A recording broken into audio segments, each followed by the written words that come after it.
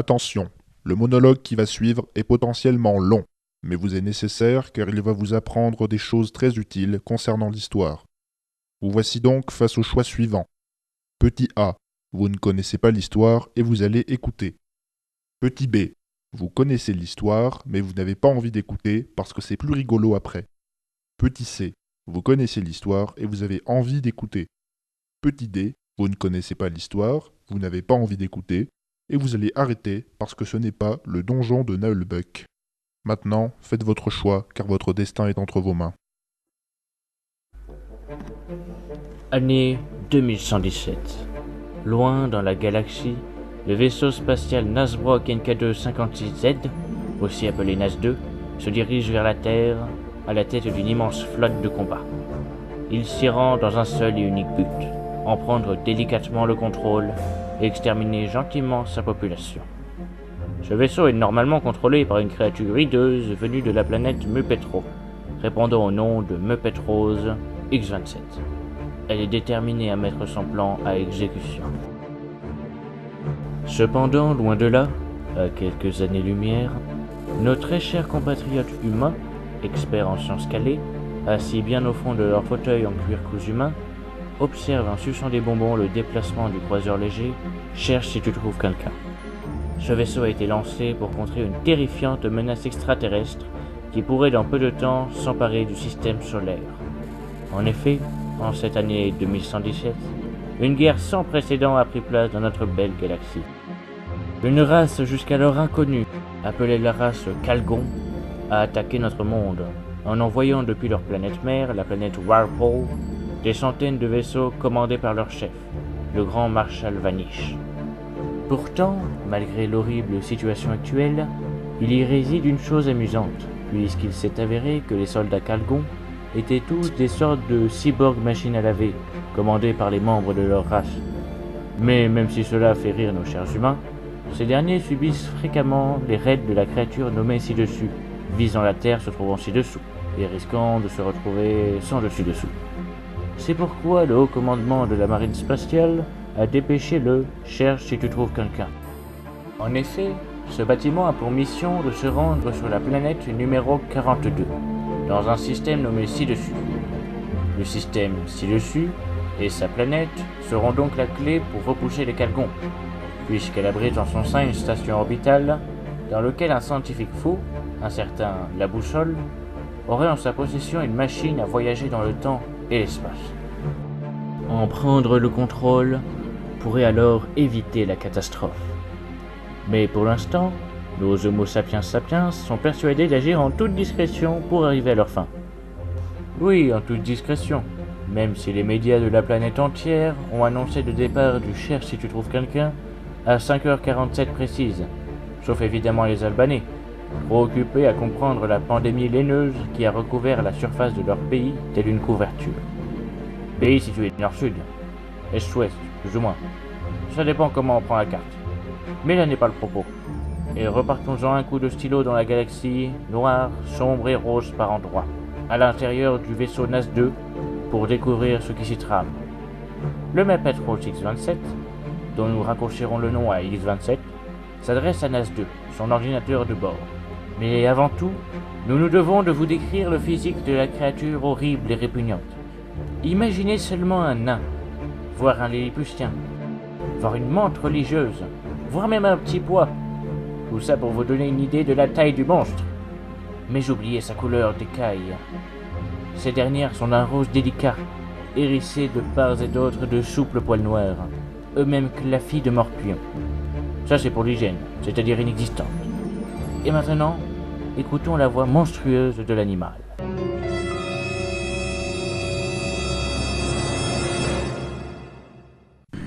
NAS-2, le vaisseau est-il en état de fonction?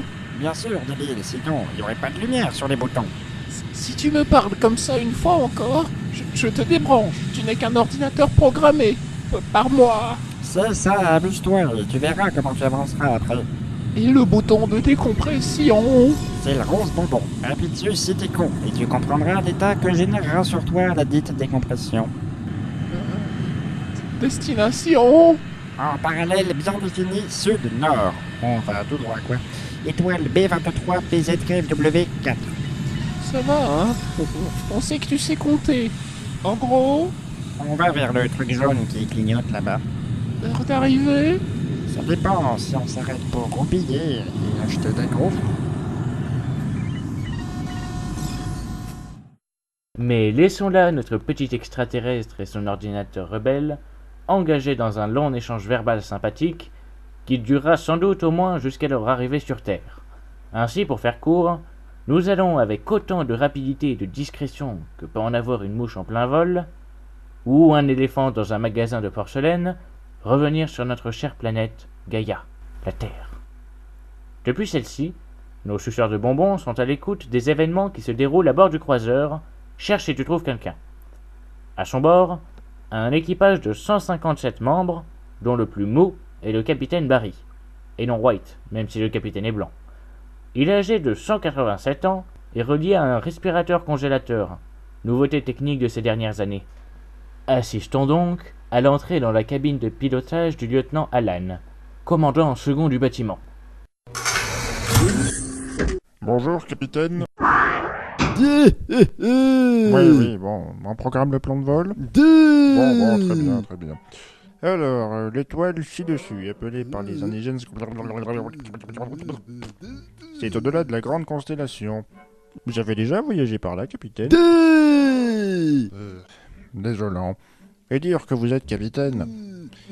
Bon, le chemin le plus court, il passe par la nébuleuse du Bouquetin unijambiste, le champ d'astéroïdes de George Lucas et la supernova Verdi. Oh, tiens, c'est quoi ça? Ordinateur, pourquoi cette partie de la carte ne s'affiche pas? Il était une petite navette qui n'avait jamais décollé. C'est fini, oui. Ouais. Bon, pourquoi ça ne s'affiche pas? Je sais pas, doit pas être exploré. Sinon, t'as besoin d'un truc, gros? Ah, un truc, tu veux dire, à peur que tu m'affiches la carte? Bah, genre thé, café, jus de fruits, bière, crack. Capitaine, vous êtes témoin? Cette machine essaye de me revendre de la drogue. Pendant qu'Alan est aux prises avec le capitaine, la carte et l'ordinateur, découvrons nos héros. Les héros du Cherche si tu trouves quelqu'un.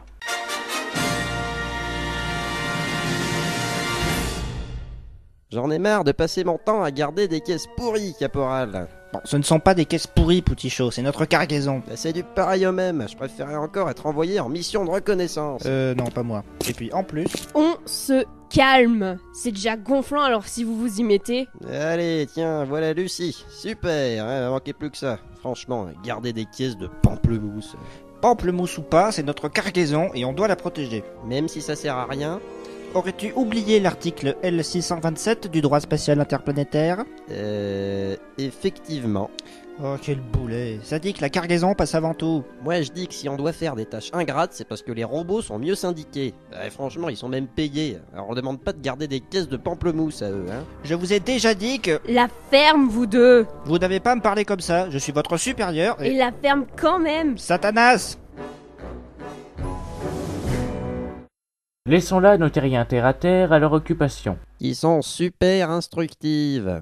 Et revenons au calvaire d'X-27, coincé dans la spatio-autoroute. Il faut prendre à droite. Mais non! Je te dis que si. Mais quelle naze, c'est pas là qu'il faut sortir du spatio-autoroute. Mais si, j'y suis allé en vacances l'année dernière. Il faut sortir là. Ah bah bravo, on a raté la sortie. On s'en fiche, il fallait pas prendre là. Tu peux pas m'écouter des fois. Tu me gonfles. Sans moi, tu aurais déjà filé dans un trou noir. N'empêche qu'on a raté l'autre sortie. Ah bah bravo, si tu me déconcentrais pas aussi, ce serait pas pareil, hein. Sachant qu'il faudra à X-27 plus de 2 mois pour trouver la sortie du spatio-autoroute, nous allons procéder à une ellipse temporelle pour vous éviter un ennui mortel et d'autres scènes de querelle. C'est ainsi que 2 mois plus tard, le vaisseau Cherche si tu trouves quelqu'un arrive dans la partie inconnue de l'univers. Capitaine, bonjour. Ah oui, c'est vrai. Chénil? Et ouais, mec, tu veux un truc? Toi, tu devrais arrêter d'essayer de nous refourguer tes machins pas réglementaires. D'ailleurs, tu te les procures comment, tes trucs? Je te le dirai pas, nanana. Bon, on fait comment pour continuer? On avance. Oui, ça je sais, merci. Bon, on envoie une sonde en éclaireur? Non, Calice. Bon, bah, moi j'envoie la sonde. À moins que... Oh, mais oui! Presque au même moment, dans le vaisseau NAS-2, le grand Marshal Vanish, commandant suprême de la flotte Calgon, entre dans le bureau d'X-27.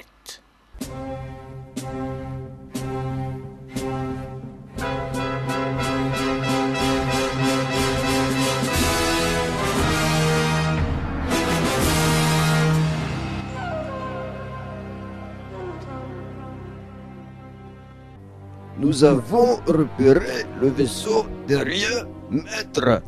Envoyez les croiseurs, Marshal. Oui, maître. Hey, on dit un bonjour à moi. Mais Ce sera déduit de ton salaire. mon salaire n'est déjà qu'une succession de déductions. Bon, allez, dégage, t'as du travail. Bien. Revenons à notre fabuleuse équipe de bras cassés, composée du caporal Guillaume Chapreau, du soldat seconde classe Jules Poutichot et de la technicienne 5e classe Lucie Macmillan. L'équipe 93 C28 523 est demandée dans le bureau du capitaine. Ah bah ça va, c'est pas tombé sur nous. Bah oui, nous c'est la 23-B-52-262. Oui, c'est cela. Il me faut l'équipe 23-B-52-262. Enfin, vous quoi. Mais nous sommes déjà chargés de la maintenance des caisses. Nous sommes momentanément indisponibles. Qu'est-ce que vous voulez que ça me fasse? Ah ouais, pas mal le jeu de mots avec caisse. Qu'est-ce? Bon, bah moi, il faut que je caisse la croûte. Bon, bah soit, hein, allons-y. On se caisse. Après cette série de blagues très spirituelles, les voici dans le bureau du capitaine. C'est par là. Ah, les voilà. Bonjour. Garde à vous! Salut mec. Ça roule? Bonjour, mon lieutenant. Capitaine? Non. Il a parlé. Il a parlé!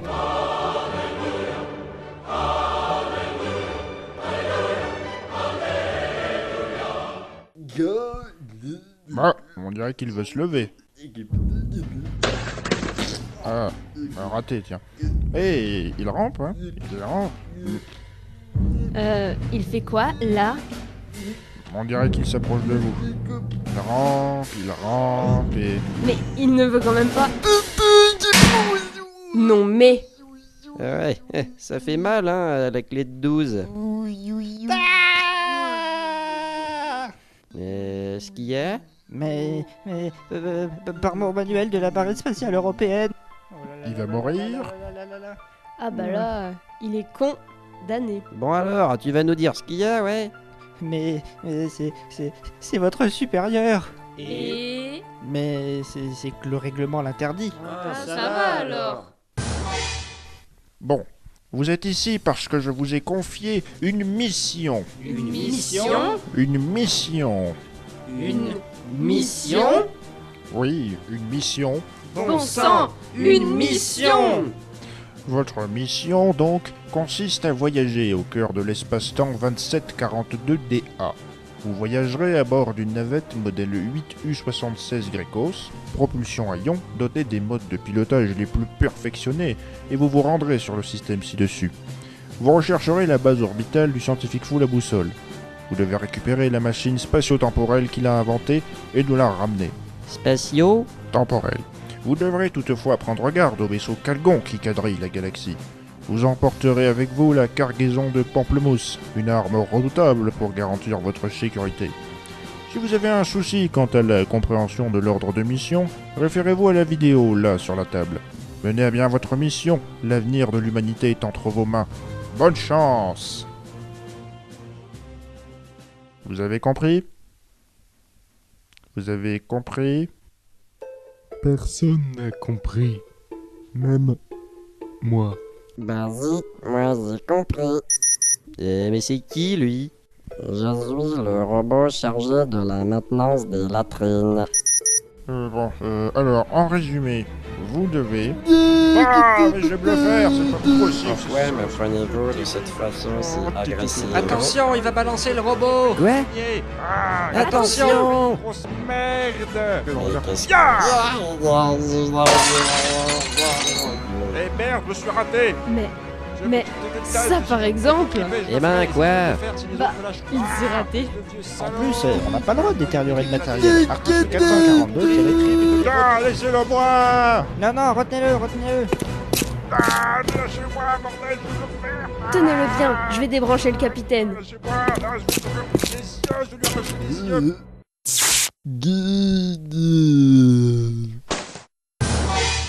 Bon, alors, vous avez les clés, alors maintenant, vous vous démerdez!